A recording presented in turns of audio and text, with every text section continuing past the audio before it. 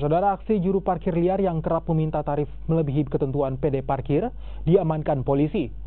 Penindakan dilakukan setelah petugas menerima aduan warga yang resah dengan aksi jukir yang kerap meminta tarif parkir lebih.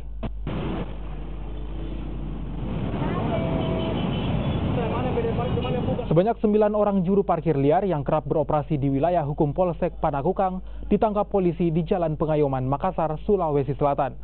Beberapa juru parkir diantaranya yang menolak saat akan diamankan, akhirnya dibawa oleh petugas berpakaian preman dengan menggunakan kendaraan roda 2. Penangkapan dilakukan karena adanya laporan dari warga terkait aksi parkir liar yang menaikkan tarif parkir melebihi ketentuan yang diatur oleh PD Parkir Kota Makassar. Jukir liar yang diamankan selanjutnya dibawa ke Polsek Panakukang, Mapolsek Panakukang, untuk dilakukan pemeriksaan dan pendataan. Dari hasil pemeriksaan diketahui juru parkir ini kerap meminta tarif Rp5.000 untuk kendaraan roda 2 dan Rp10.000 untuk kendaraan roda 4. Dalam semalam mereka dapat mengantongi uang hingga Rp1 juta. Mereka juga mengaku bukan bagian dari PD Parkir Makassar.